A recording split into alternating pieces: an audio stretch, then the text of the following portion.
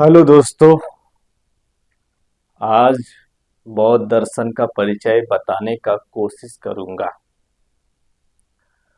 आप लोगों को बौद्ध दर्शन के बारे में अच्छा से जानकारी होगा और बहुत लोग बौद्ध दर्शन के बारे में जानते भी होंगे, लेकिन मैं भी आप लोगों को बताने का प्रयास करूंगा।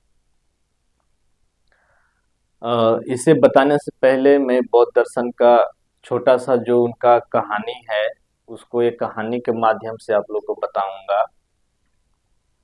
जैसे महात्मा बुद्ध का जो पिताजी थे उनका नाम था सुदोधन महाराज।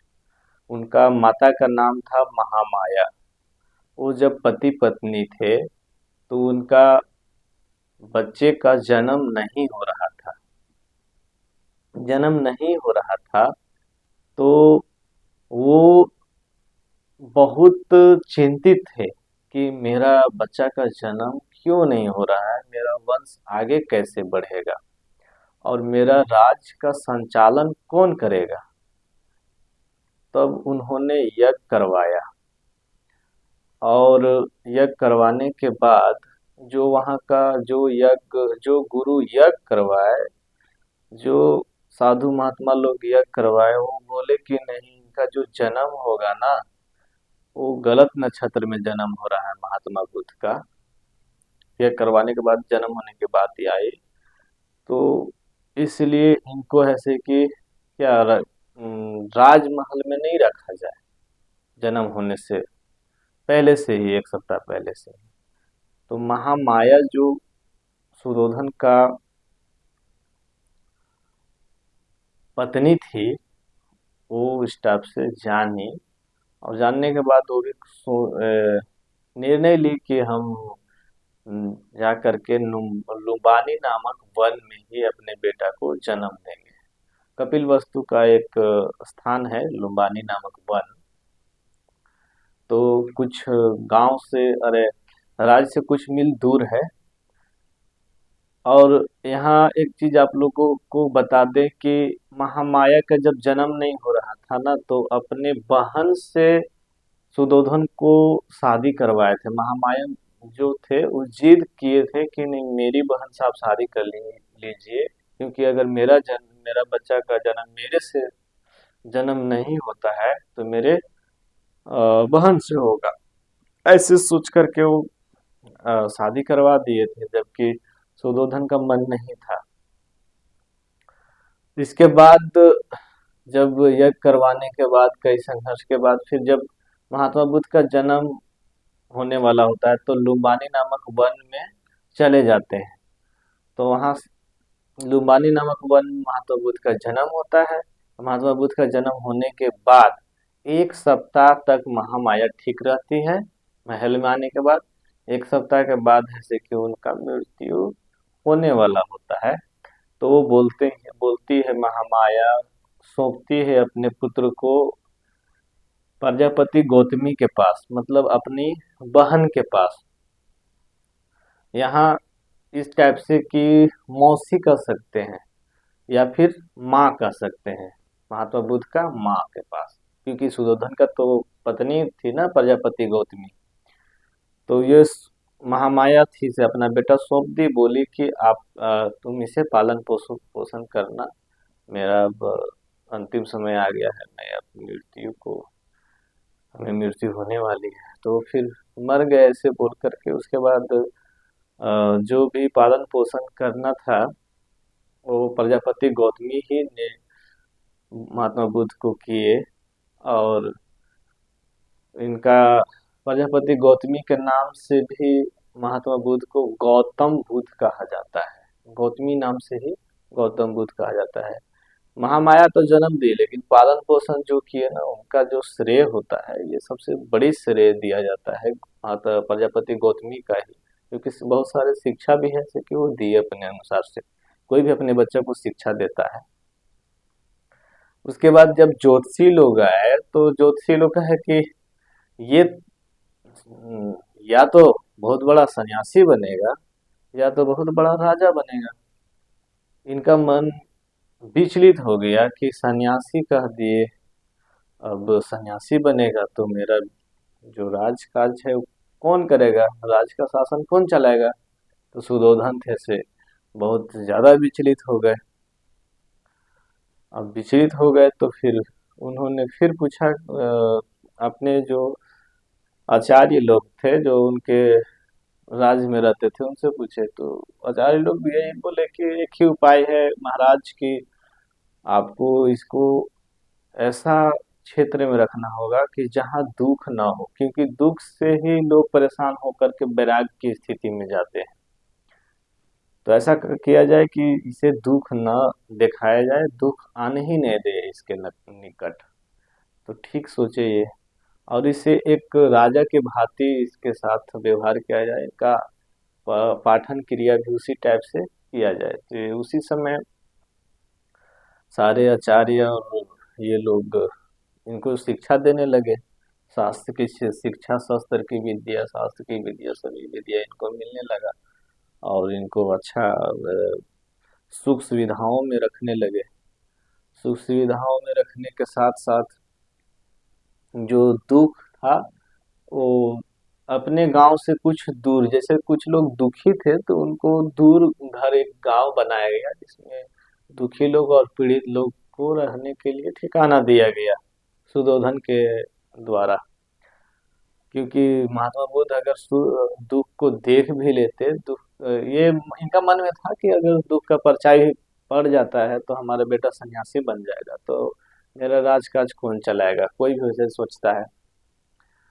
तो क्या था कि ये सब होने के बावजूद भी कोई आदमी दुख से कैसे बच सकता है, कोई आदमी दुख को देखे बिना कैसे रह सकता है, ये होता है। और उस समय एक रंग महल भी बनाया गया था इनके लिए कि जिसके मतलब रंग महल के सुख सुविधा ऐसा था उस समय की अप्सराएं थी इनके मनोरंजन के लिए बनाया गया था कि ये इस टाइप का महल में रहेगा, काम में डूब जाएगा तो इसे राज की ठाट बाट ही पसंद आएगी, इसे बैराग की स्थिति में नहीं जाएगा इसलिए। और उस समय युद्ध कला में बहुत बढ़िया निपुण थे, शास्त्र विद्या में बहुत अच्छा, शस्त्र विद्या में बहुत अच्छा थे महात्मा बुद्ध। और घुड़सवारी में भी बहुत अच्छा, मतलब सब चीज में अच्छे थे महात्मा बुद्ध। कद काठी भी ठीक था, सौंदर्य सुंदर थे भी। तो इन्होंने जब इनके अंदर बहुत करुणा था, जब ये घुड़सवारी करते थे तो घुड़सवारी करने के दौरान जब घोड़ा थक जाता था तो कभी कभी जीता हुआ बाजी भी हार जाते थे कि चलो नहीं, थक गया है तो हम हार जाते हैं ताकि घोड़ा को आराम मिल जाए। तो इस टाइप का जीवन जीते थे। युद्ध करने समय कोई ज्यादा परेशान हो जाता था वो तो युद्ध करते नहीं कर सकते हैं, क्रीड़ा करने समय जैसे युद्ध कला होता है ना, तो उसमें प्रैक्टिस करते समय तो वो कहते थे कि छोड़ दिया जाए अगर ज्यादा कोई परेशान हो रहा है। तो इस टाइप का बहुत करुणामय थे। और तब क्या हुआ कि उनको अब ज्यादा नहीं बात करूंगा क्योंकि ज्यादा लंबा बनाना चाहूंगा तो बहुत लंबा उनका कहानी हो जाएगा। और इतना समय होने के बाद फिर उनका एक उस समय की सबसे सुंदर स्त्री यशोधरा से शादी होता है। यशोधरा के से एक बेटा जन्म भी लेता है। उसके बाद क्योंकि इस सुयोधन थे कि ऐसा शादी भी सुंदर स्त्री से, उस समय की सबसे सुंदर स्त्री शादी करते हैं ताकि इनका इसके साथ मोह लगा हुआ रहे, ये सन्यास के मार्ग पे ना जाए, ऐसे सोच के। तो क्या हुआ, एक दिन अपने सारथी चन्ना के साथ में वो रथ में बैठ करके निकले कि थोड़ा हम अपना गांव भ्रमण कर लेते हैं क्योंकि आने वाला समय में तो हम ही को राज चलाना है, ऐसे सोच करके आज्ञा लेख करके भी गए। जब ये नहीं दे रहे थे फिर भी उन्होंने जिद किया और गया गए। उसके बाद एक आदमी को देखे कि मतलब बहुत पीड़ित है वो, क्या बोले, बीमार है वो। तो चन्ना से पूछे कि चन्ना बताओ ये पीड़ित कैसे है, मतलब ये क्या है। तो बोले कि ये बीमार है। अ, बीमार है वो, ऐसा सबको होता है महाराज। बोले कि ऐसा सबको होता है तो हमें भी होगा। हाँ हमें भी होगा, आप तुम्हें भी होगा तो हाँ तुम्हें भी होगा। अरे हमें भी होगा, सबको होता है ऐसा, सब लोग बीमार पड़ते हैं। इनका माइंड में आज तक मुझे ये चीज नहीं हुआ, आखिर ऐसा होता है तो होता कि तबीयत एक दुख दुख का स्थिति है, लोग कलप रहा है, क्योंकि उनके अंदर करुणा था तो ये देख करके भावुक हो जाते थे वो। फिर अचानक और आगे गए तो देखिए एक बूढ़ा आदमी था जो झुका हुआ था, लाठी से चल रहा था, तो कि ये कौन है, ये क्या हुआ? तो ये बोले कि ये बूढ़ा है, ये अचानक ऐसा स्थिति, हम लोग का भी ये स्थिति आएगा। उम्र के साथ साथ लोग ऐसे कि बूढ़ा हो जाए, तो भी सोचे कि इतना सुंदर शरीर अचानक ऐसे आने वाला समय में ऐसे हो जाएंगे। ये भी, इसमें भी अचंभित हो गए, क्योंकि वो कभी वैसा देखा ही नहीं, देखे ही नहीं थे, तो अचंभित हो ही जाएंगे। फिर आगे दूर गए तो एक और आदमी को देखे जो कि मरा हुआ था, और उनको लेकर के लोग जा रहे थे कान्हा में लेकर के, तो बोले कि ये कौन है, ये कैसे हुआ? तो बोले कि इनका आत्मा, मतलब ये मर गए हैं, ये सबको मरना पड़ता है एक दिन।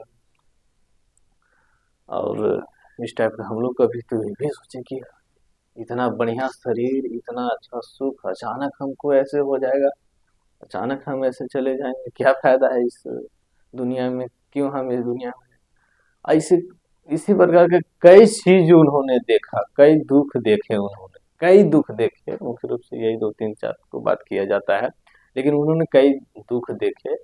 उसके बाद एक आदमी को देखे जो साधु था, उनका मतलब उसका चेहरा में स्माइल था, बहुत अच्छा लगे। तो ये क्वेश्चन किए कि आखिर आप इतना ये अपने आप को इतना अच्छा रख कैसे ले सकते हैं कि और लोग लोग इतना ज्यादा था, दुखी था, और आप इतना ज्यादा अपने आप को सुखी महसूस कर रहे हैं, या फिर आपके अंदर उस टाइप का कोई भावना ही नहीं है?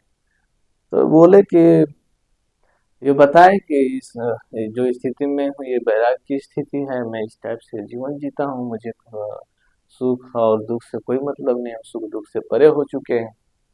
तो यहाँ पर ऐसे कि उनका मन में एकदम अचंभित क्वेश्चन आ गया कि आखिर एक आदमी इस टाइप का सोच कैसे सकता है, इस टाइप का रह कैसे सकता है, और लोग इतना ज्यादा दुखी थे। तो मन में आया था सर्वम दुखम दुखम, चारों तरफ दुखी दुख दिखाई दे रहा है, परंतु एक आदमी इस टाइप से सोच रहा है। उनका कई प्रकार के मन में क्वेश्चन उत्पन्न हो गया, और उसी समय देख ये भी प्रचलन था, यज्ञ और बलि का प्रचलन था, बलि बहुत ज्यादा दिया जाता था, यहाँ तक कि कहीं कहीं ऐसा भी उल्लेख मिलता है कि इंसान को भी बलि, मनुष्य को भी बलि दिया जाता था। तो ये बहुत चरम सीमा पर था, वैदिक धर्म के जो पाखंड था, ये चरम सीमा पर था, और छुआछूत भेदभाव जो वर्ण व्यवस्था के अनुसार से हो रहा था, तो इसमें बहुत ज्यादा लोग ऐसे कि पीड़ित हो गए थे। तो इसके लिए भी उनके कई प्रकार के मन में क्वेश्चन होने के कारण उन्होंने सत्य की खोज के लिए 30 वर्ष के आयु में ही वो निकल पड़े, और बौद्ध बौद्ध गया में पीपल वृक्ष के नीचे उनके ज्ञान की प्राप्ति हुई, और लोगों को अपने ज्ञान से रूबरू करवाया। और आज उन्हें लोग ऐसे कि महात्मा बुद्ध, गौतम बुद्ध, कोई लोग भगवान के नाम से जानते हैं, कोई महान विद्वान के नाम से जानते हैं। और हम लोग ऐसे कि उनके बारे में जानना और उनके धर्म और दर्शन के बारे में जानना हम लोग पसंद करेंगे, हम उनको जानेंगे। और दर्शन में हम लोग जानते हैं तत्व मीमांसा, ज्ञान मीमांसा और नीति मीमांसा के बारे में हम लोग जानते हैं। तो यही हमें अगले की क्लास में सीखने को मिलेगा, विस्तार पूर्वक हम आप लोगों को जानकारी दूंगा। इससे पहले एक बार आप लोगों को मुख्य रूप से रूबरू करवा देना चाहता हूँ। उनका जन्म, बौद्ध दर्शन का परिचय, जन्म 563 ईसा पूर्व में हुआ था, स्थान लुम्बिनी नामक वन में हुआ था, कपिल वस्तु में। मृत्यु मतलब महापरिनिर्वाण 483 ईसा पूर्व में हुआ था, 80 वर्ष की आयु में हुआ था। गृह त्याग, महानिष्क्रमण, गृह त्याग के मतलब होता है महानिष्क्रमण, 30 वर्ष में वो किए थे। ज्ञान की प्राप्ति, ज्ञान की प्राप्ति ही निवारण की प्राप्ति हो जाएगा, क्योंकि वो कहते थे कि अपने ही जो ये जीवन जी रहे हैं ना, जीवन काल में ही निवारण की प्राप्ति हो जाएगा, क्योंकि मोह माया से मुक्त हो जाएंगे, निवारण की प्राप्ति हो जाएगा। तो ज्ञान की प्राप्ति आपको महात्मा बुद्ध को 35 वर्ष में ही हो गया था। बौद्ध गया में पीपल वृक्ष के नीचे हुआ था। पिता का नाम सुधोधन था, माता का नाम महामाया था। मौसी माँ या सौतेली माँ कह सकते हैं। जो माँ थी प्रजापति गौतमी थी, गौतमी के नाम से ही गौतम बुद्ध कहा गया। बचपन का नाम सिद्धार्थ था और वो बहुत बचपन का नाम सिद्धार्थ था और बहुत क्या बोलते हैं, हट्ठा कट्ठा थे, सुंदर थे और युद्ध कला में निपुण थे, शास्त्र और शस्त्र विद्या में निपुण थे। बौद्ध दर्शन का मुख्य स्रोत आपको त्रिपिटक में मिलता है। त्रिपिटक का मतलब, त्रि का मतलब होता है 3 होता है, पिटक का मतलब बॉक्स होता है। विनय पिटक, विनय पिटक में आपको नीति विचार मिलता है। सुत पिटक में आपको धर्म के बारे में जानकारी मिलती है। अभिधम पिटक में आपको दर्शन के बारे में जानकारी मिलती है। उनकी पत्नी का नाम था यशोधरा, उनका पुत्र का नाम था राहुल, जो आगे जाकर के उनका पुत्र भी बौद्ध भिक्षु बन जाते हैं, उनका पत्नी भी बौद्ध भिक्षु बन जाते हैं, उनकी माँ भी बौद्ध भिक्षु बन जाते हैं।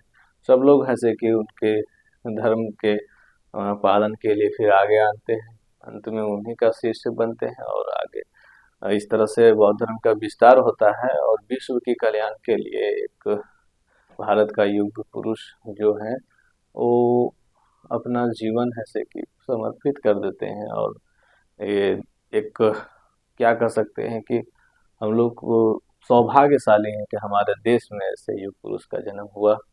सो थैंक यू दोस्तों, आप लोग इतना देर तक मेरी बात को सुने, इसके लिए बहुत बहुत थैंक यू। और थोड़ा बहुत गलत हुआ होगा तो इसके लिए क्षमा करना और कोशिश करना कमेंट बॉक्स में लिख देना कि यहाँ पर आप थोड़ा गलत कर रहे हैं, भैया हो या फिर बहन हो या कुछ भी संबोधित करके कर सकते हैं। Thank you.